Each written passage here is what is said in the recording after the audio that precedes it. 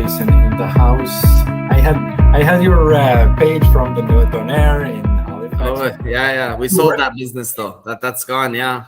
Yeah, that's gone. Okay. Yeah. I've seen a lot of people from Ottawa like it that, so maybe. Oh yeah. So you do mortgages in Costa Rica as well, or No mortgages. I just have rental here. That's it. Okay. Amazing. Okay, so let's go. Let's do this. Jason Anbara. Yes, sir. So man, I feel like everything exploded for you. Like the last 2-3 years, everything exploded for you, and I see your face everywhere. 𝗓𝗪𝗧𝗪, Ottawa, and I think you own a couple of businesses as well, right? IBN, I buy network. I buy networks. There's Ace Home Renos. There's Northland Financial, and there's the mortgage business as well. Excellent. So tell me about it. Like, how did it all start? What was your vision, and how did you start from 0 to 100? Like, well, I started back in finance in 2006. I was working at MBNA, Bank of America, TD. I was with them up until 2011. I switched to National Bank at that point. I was looking for something else. I kind of like hit my max where I was.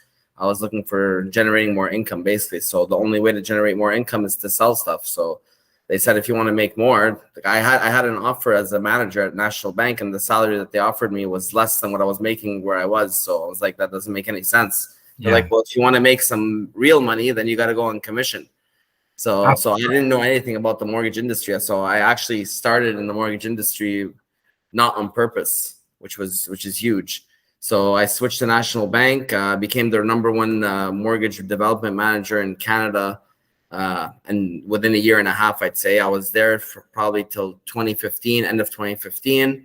And at that point, I hit my max with National Bank, because having one option is not always the best when you're in the mortgage business. It's good to get started, but not good once you excel. So I decided to start my own team with Mortgage Alliance as a broker. So we switched to Mortgage Alliance end of 2015. And since then, we've created a team. I have 2 partners. We've created a team of around 85 agents right now. So business has been booming ever since.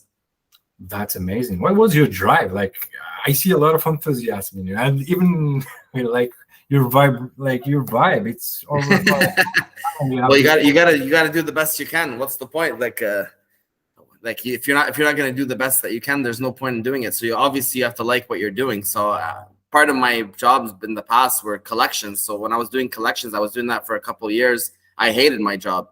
So I went from collections to giving people money, which felt a lot better. And being part of with National Bank, well, collection was with the TD in America. I was managing around 60-70 collectors for a couple of years. So that was horrible. It was a lot of negative energy. So switched it to the opposite. I started lending people money instead, and being part of the biggest purchase of their life is amazing. So when you love what you do, it's easy. So I just wanted to be the best at it. And it's been that's been the journey so far. I was managing a collection agency in Gatineau. No way. And back then we didn't have any rules. Back then, though, you can call. I think they created the rules because of us. Exactly. I don't know what happened since, but I left after 2 years. Yeah, we have the same background. Nice. And what made you said I know you have the drive for sales and stuff, but what connects you with that? Like, what do you love about it? Like, is it the connection with people, helping people? Now, in what? 100%. Yeah, I love the fact that every single file is different, so you're never dealing with the same issues. It's a problem-solving business. That's what we're in. So when people are looking for financing, it's getting harder and harder every single year since I started. So if you're good at problem solving, if you're good at figuring out solutions, making sure you know all the products that are out there, how to fit them to the right client based on their needs, their situation. That's the business that we're in. It's problem solving. And the more deals you do, the better you get at it. I see, like, from that, that you're functioning at a high level, like at a high performance level. Yeah. So what do you do to maintain that? So I know a lot of entrepreneurs in my group. they are CEOs. I have like a brokers in France, brokers in the States and stuff. So they need to know this. Like they use their methods and stuff, but it's always good to know from people like you how they do maintain that level. Well, you got to make sure that you take care of yourself first, because without you being in a sane position, then you're not going to be able to help anybody. So you got to make sure, like right now, at first 10 years, I would say I've been doing it for 11, 12 years now. The first 10 years was grinding, was always business first, all that. I realized that you can't sustain much longer doing that kind of level of performance. So delegating is huge. As soon, like maybe 2-3 years ago, I started hiring on more people. And honestly, if you have the right people working on your team that you can delegate to, that'll skyrocket your business. So letting go is huge. I mean, leveraging, right? Sorry? So you mean leveraging? Leveraging people, like hiring admins, not hiring third parties. So people that work directly for you that are superstars. So it's hard to find, obviously. So when you find one, you got to take care of them, and you got to pay them more than anyone else will pay them, because you don't want them to go get an offer from someone else. So you got to pay for that service and for the right team, and you want to pay them enough so that you retain them. You don't want to go train someone and underpay them and then lose them to the competition. So like accepting that fact, accepting that you have to let go of certain things in your business and delegate them to people under you, that was a game changer for me, because as soon as I did, it skyrocketed. So delegating was the key for you to the success. Yeah. That's great. Because here we can't live without. Well, we can't do it all ourselves, and you could do it all yourselves, but then you're limiting how many deals you can do. Yeah, you're gonna burn out, and the time, as I say, time is the most expensive asset. 100%. Yeah, 100%. I agree with that. You gotta delegate. You gotta do stuff. And do you do like routines for that? Like, because I call it the triad of my triad. Okay, so mental, spiritual, and physical. If you do enough of everything, you're gonna be calibrated and lead to the happiness. So it's all about balance. So you got to make sure you got your exercise in. You got to make sure you have your family time in. It's about balance, because if you're gonna be the best, becoming the best is easier than staying the best. That's for sure. So getting to the top is one thing, but staying on top is another thing. So without balance, you won't be able to. So for example, I try not to work weekends. I try not to work after 7. I have a team that does work on weekends. So if worst case scenario, if there's an emergency, I'll get involved. But in general, my clients, you have to set the expectations to your clients as well. So we have support 7 days a week, but it's not going to be always me. That's the issue. And that's how it is. You're the president, and people, when they deal with you, they know you are the president, and you have people surrounding you, keys to the solution. So they are not going to Mr. John living in a certain neighborhood because he doesn't work 7 on 7, but you're there, you 7 on 7, and you have your knowledge, you have your big business to roll, and that's why they come for you. So that's amazing. And do you do any meditation stuff like that? What publicize? I started doing yoga not long ago, hot yoga, which I really loved. I was never a yoga guy, but I tried it and I got hooked on it. So I definitely recommend it. It's good to leave your phone aside at least for an hour, especially in the morning, during the day, during the chaos. Leave your phone aside, go in, and it is a meditation. It's an exercise and a meditation, in my opinion.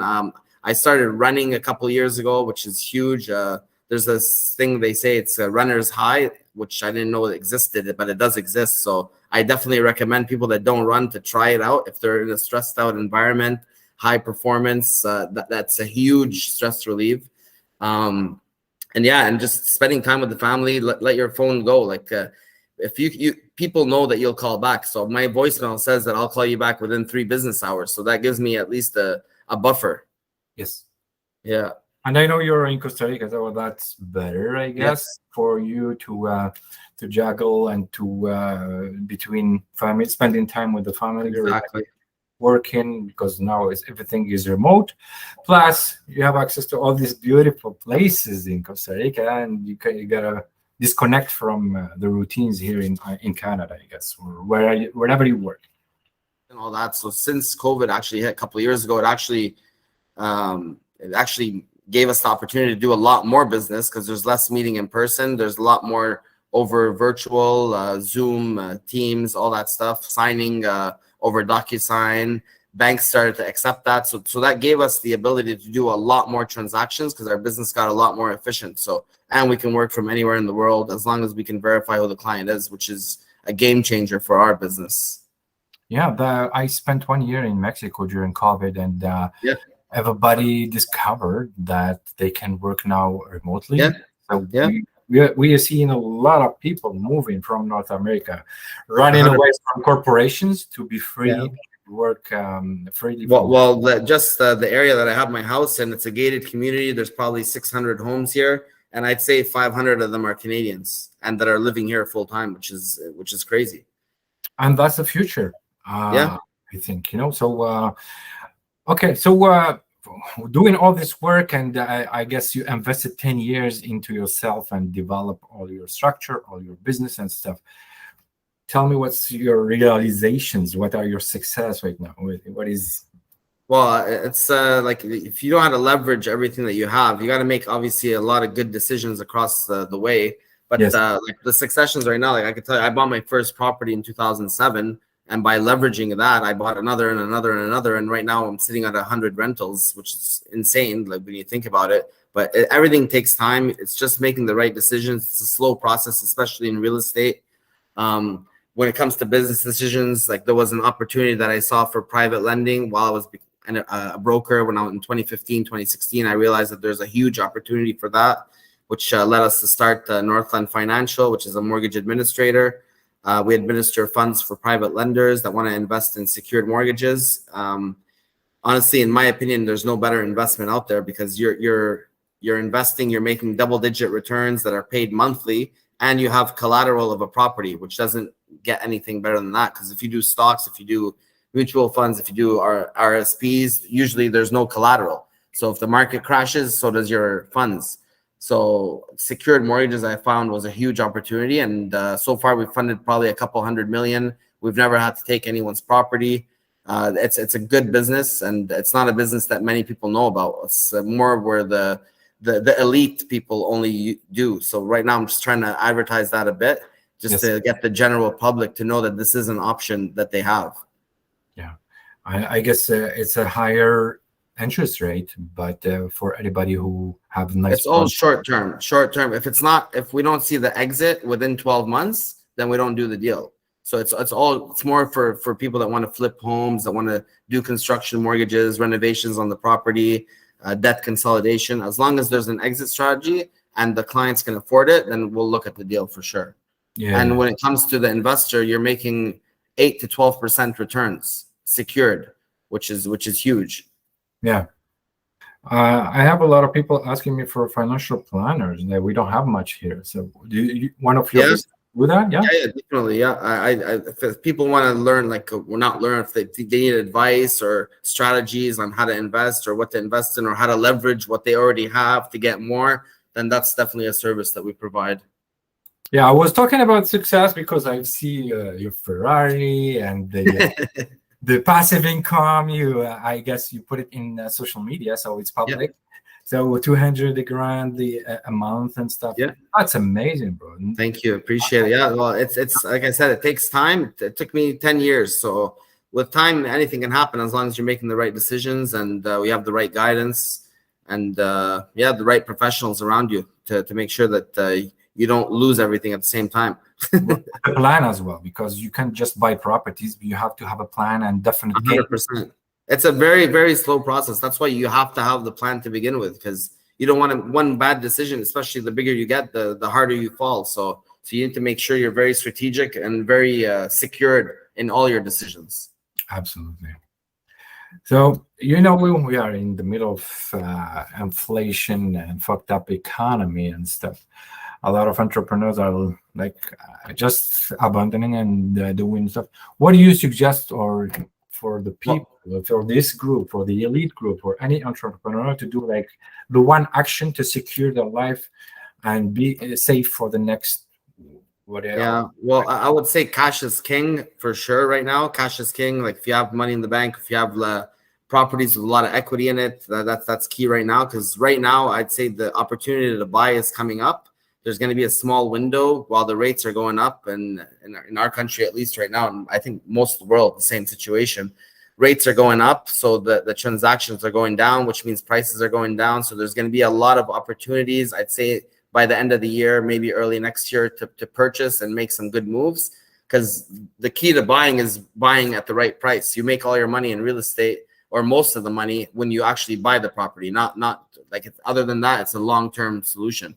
But if you can get some good deals up front, close some deals, lock in some good equity immediately, then I would say hold your cash right now and wait for the right opportunity, because I think they're coming. They're coming, right? Yeah. I guess beginning or just after winter, even during winter, maybe we're gonna see a lot of opportunities. Yeah. So, do you do like planification for any entrepreneurs can contact you? Anybody can contact you? Do you plan for them, help them to do a strategy for this?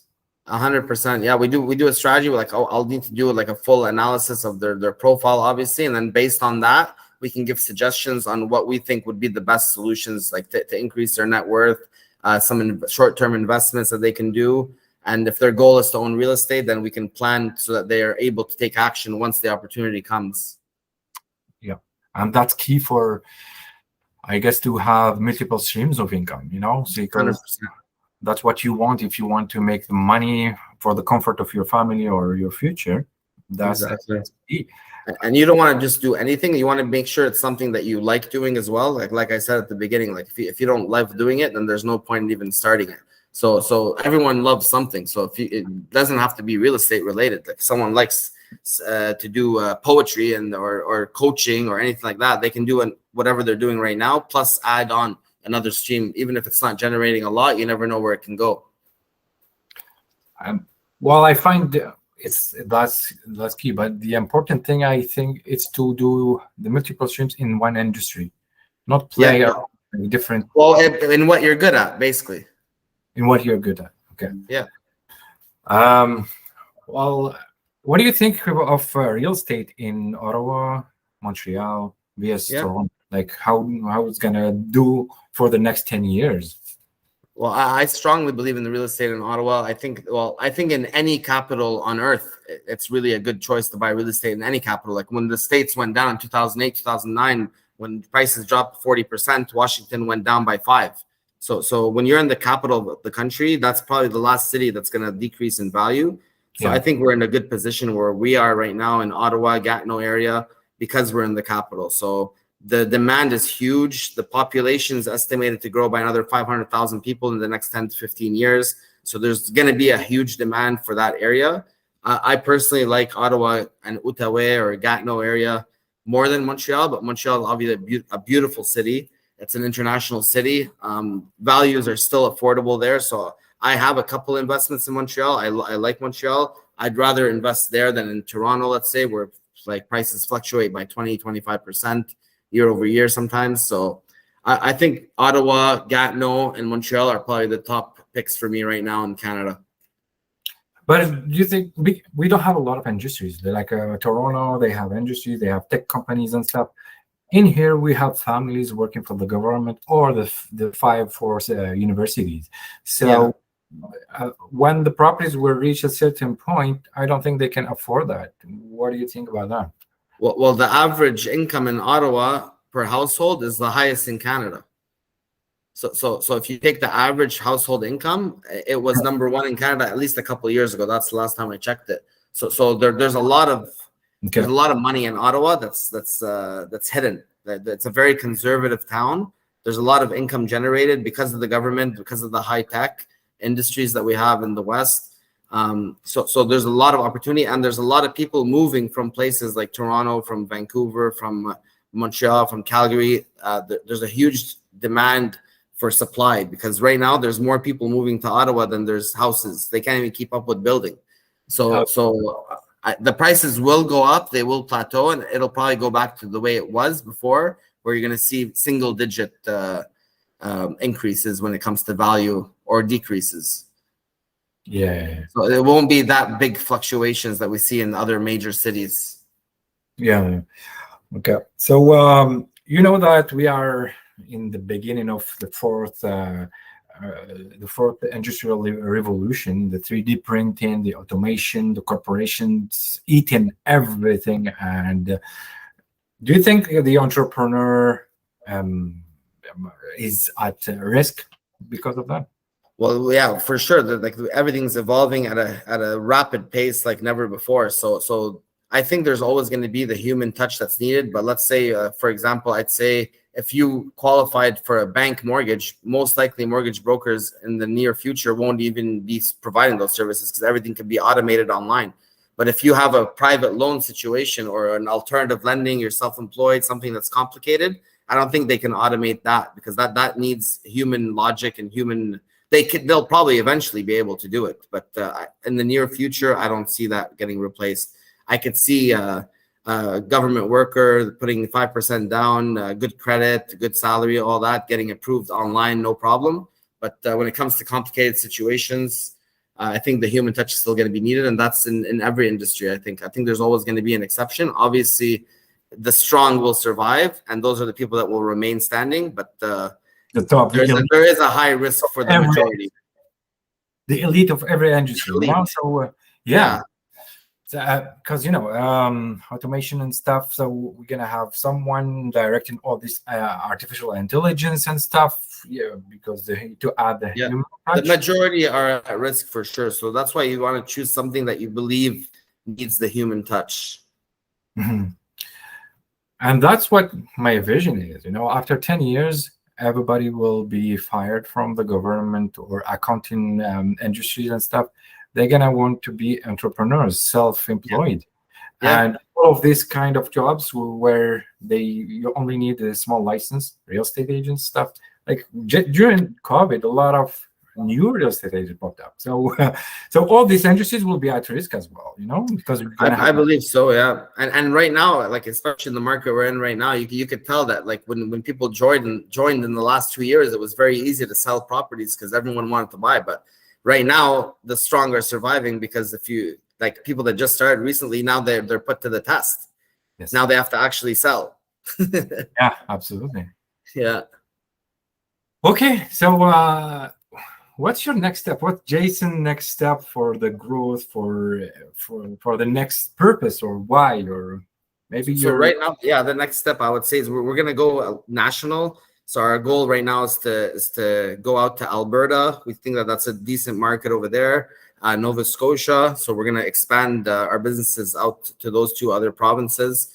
We're going to also expand to the same provinces when it comes to the private lending as well, because there's a lot of opportunities in those cities, a lot of opportunities for private lending because banks are obviously saying no a lot more than they used to. If you don't need the money, the bank will give it to you. If you need it, then they won't. So Canadians are looking for alternative solutions, short term, I guess, for now, to make sure that they have the opportunity to have home ownership, and that's what our mission is right now.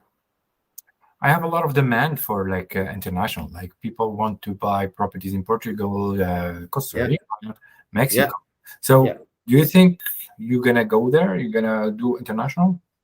Well, we could, but like right now, the way we're doing it is we're leveraging what they have in Canada, basically. So if they find an opportunity elsewhere, we'll leverage the property in Canada, we'll get them financing there, and then they go buy it cash elsewhere. Because right now, the other countries, most of them don't have the rules that we have in Canada and the States and Australia to do mortgages. So as long as we can secure the lender, then we'd look into it for sure. Good. That's amazing, man. It's very informative. I had a small test, and we're gonna finish with this. So, what do you think about conformity? Conformity. So what do you explain that? Conformity in what? Following the system, following everything. Well, I think that if everyone's telling you to go left, I go right usually, as long as it's ethical. So I definitely think that you should think outside the box and not conform to what society tells you to do. But obviously, you got to keep ethics in mind and keep responsibility in mind. And basically, if your gut says do something, do it. Absolutely. Yeah. What saying was, or stat, like 90%, 95% of rich people are non-conformists. Of course, you got to go outside the box, because if you're doing what everyone else is doing, you're just going to be like everyone else. Yeah.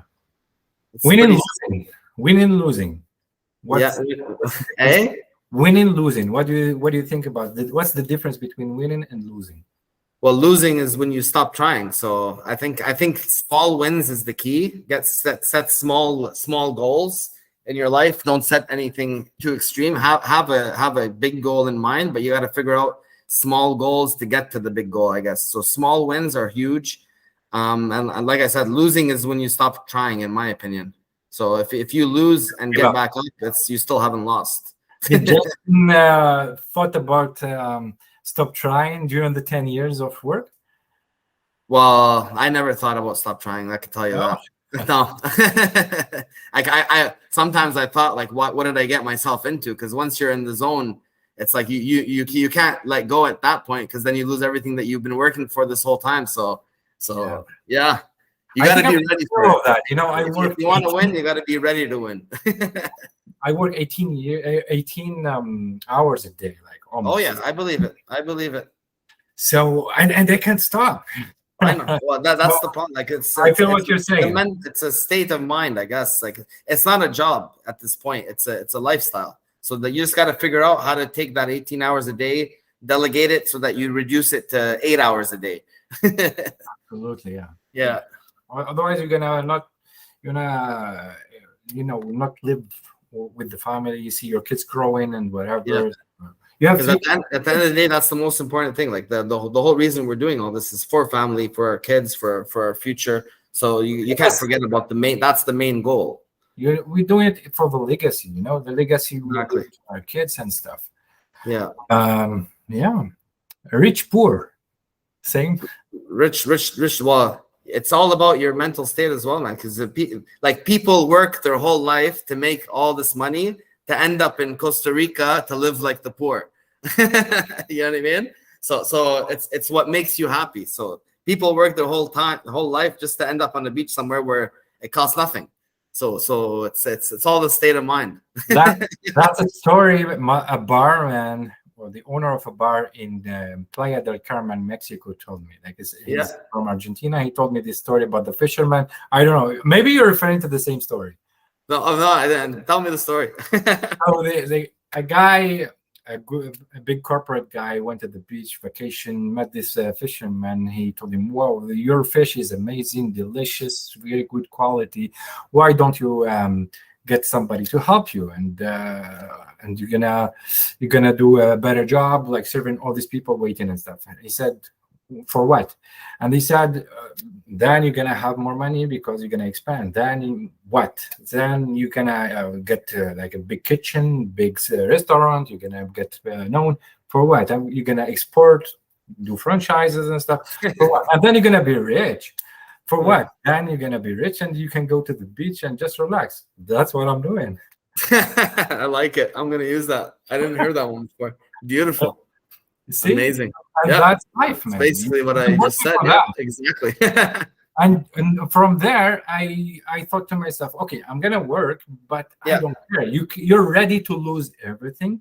Yeah. Start as a baby, naked baby without teeth, from zero and to hero. to hero. Like when you have that mentality that you can just go squat in a beach and that's it. You can go from zero to a hero, as you said. Yeah, like rich could be if you have a healthy family, healthy kids. That's considered rich too, man. Yes, it depends on your definition of success. Yeah, of course. Perfect. So I think we're done with this. I loved meeting you, talking to you. Yeah, same here. I appreciate it. Thanks for the opportunity, and I'd love to talk to anyone that's interested in finding out more. And you have my website right there, jasonanbara.com. That's probably the best way to reach me. If you go to the contact us button, and I usually call within 3 business hours. Perfect. And maybe we're gonna do sometimes some informations or stuff about mortgages or whatever. My pleasure. Anytime, man. And the rates, whatever is up for the market. What's the best way to contact you, Jason? I'd say through the website, contact us right there. That's on the screen. So that would be the easiest way. That goes straight to my email. So Perfect. That's great. And good job on your social media. I wanted to open Thank you. Appreciate it. But it's too late. Yeah, I saw the passive income, and you broke the bank until they gave you the machine. Yeah.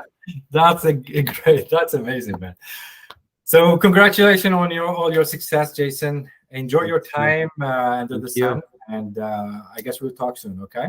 Sounds good. Take care. Take care, buddy. Bye-bye.